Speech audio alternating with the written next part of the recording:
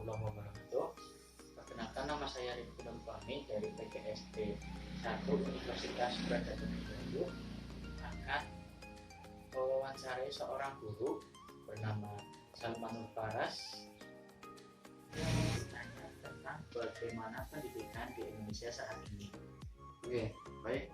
Kalau kita kaitkan pendidikan, proses pendidikan pada saat sebelum pandemi, di mana yang namanya proses pendidikan itu kan ada proses, ada tenaga pendidik dan juga yang terdidik, yaitu siswa dan murid. Sebelum pandemi, mungkin pendidikan itu bisa berjalan dengan lancar karena adanya proses tatap muka, ya, sehingga pembelajaran itu bisa menjadi lancar. Tapi setelah adanya pandemi, ada suatu transisi dari pembelajaran tatap muka atau luring menjadi pembelajaran menggunakan daring, itu mengedepankan alat digital sebagai alat pembelajaran itu, dan itu menjadi suatu krisis pendidikan yang ada di Indonesia itu sendiri, di mana Indonesia saya rasa belum siap untuk menerima atau menjalankan sebuah pendidikan yang berbasis teknologi itu. Yang nomor 2 adalah bagaimana nasib pendidikan di pelosok dan perbatasan Nusantara. Oke, pendidikan itu kaitannya dengan pengetahuan. Jika pengetahuan itu bisa didapatkan dengan baik, maka pendidikan itu juga bisa berjalan dengan lancar. Semakin kita mengetahui sebuah pengetahuan, maka kita bisa dinamakan, bisa dikatakan sebagai orang yang berpendidikan. Ya.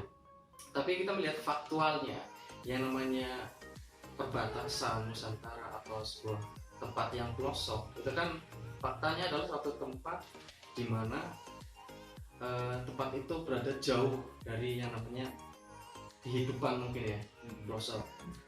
Mulai dari aksesnya pun sulit, mulai dari akses komunikasi maupun akses jalannya, sehingga yang dapat memfasilitasi sebuah pengetahuan itu mungkin akan sulit masuk ke situ. Dengan adanya sulitnya akses baik komunikasi maupun jalan, sehingga membuat sulit yang namanya pengetahuan atau pendidikan itu masuk kepada tempat tersebut, kecuali di tempat itu kemudian ada yang orang di situ kemudian pergi ke suatu tempat untuk dia menimba ilmu, kemudian dia kembali lagi ke tempat itu. Mungkin pendidikan di desa-desa atau tempat yang terpelosok itu bisa terjamin seperti itu. Ketiga, pertanyaannya adalah bagaimana mutu pendidikan di Indonesia. Oke.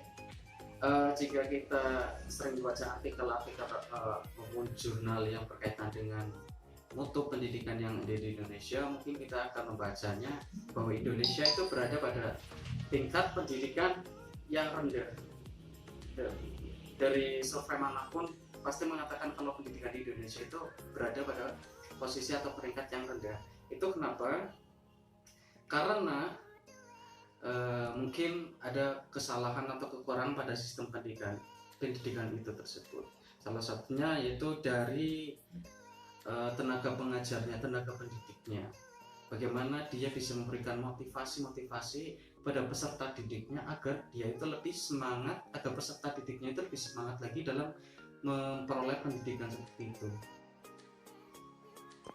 Kita melihat beberapa kasus yang terjadi pada sistem pendidikan Indonesia, termasuk yang terjadi pada peserta didiknya. Ya, kita sering kali melihat adanya anak yang putus sekolah di tempat terjadi pendidikan tersebut di sekolah. Kita sering kali melihat adanya anak yang masih membolos. Artinya di situ motivasi mengenai pendidikan di Indonesia itu masih rendah, yang menjadikan peringkat atau mutu pendidikan Indonesia itu menjadi selalu merosot. Nomor 4 adalah siapa yang tepat untuk menjaga mutu pendidikan di Indonesia. Ya, yang paling tepat untuk menjaga mutu pendidikan yang ada di Indonesia itu adalah guru. Guru itu sebagai tenaga pendidik pada proses pendidikan, karena guru itu memiliki peranan yang paling banyak pada proses pendidikan di Indonesia, sehingga guru ini harus memiliki intelektual atau memiliki sebuah kompetensi yang tinggi ya untuk melancarkan proses pendidikan itu sendiri. Itu dengan cara apa? Dengan cara mungkin jadi yang memiliki peranan aktif dalam pendidikan itu yang senantiasa bisa menjaga mutu pendidikan di Indonesia itu menjadi bagus, yaitu guru. Jadi mana oke? Jadi nomor satu sebenarnya faktor dalam kelancaran proses pendidikan yang ada di Indonesia ini bisa berjalan dengan lancar karena nomor satu faktor yang bisa menjadikan siswa itu menjadi pintar, siswa itu menjadi berpengetahuan, siswa itu menjadi termotivasi, itu faktornya itu guru kuncinya. Karena proses pendidikan itu kan sebuah keterlibatan antara tenaga pendidik dengan yang terdidik ya seperti itu kan. Jadi di sini guru itu harus memiliki sebuah kompetensi yang tinggi. Tapi dengan melihat era pendidikan zaman sekarang, guru itu bukan lagi sebagai pusat narasumber, ya. Tapi guru itu harus bisa mengimbangi semangat siswa agar siswa itu bisa lebih aktif sendiri dalam meraih proses pendidikan seperti itu. Oke. Ya. Bagaimana efek dari otonomi daerah pada pengontrolan mutu pendidikan di Indonesia? Indonesia kan terdiri atas banyak pulau ya. Dan peraturan-peraturan antara pulau satu dan pulau yang lain tentunya berbeda. Mulai dari cara kehidupan bersosial, berpendidikan, ekonomi juga berbeda. Di sini pendidikan juga harus diatur melalui otonomi pada daerah tersebut.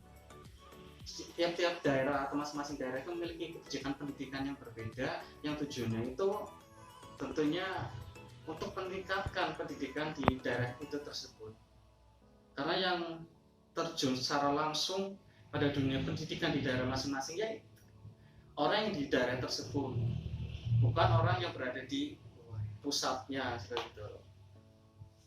Karena pendidikan itu harus selalu berpusat pada pendidikan utama yang ada di Indonesia. Di Indonesia itu memiliki sebuah tujuan yang nantinya itu diterapkan pada seluruh kehidupan yang ada di Indonesia di pulau manapun.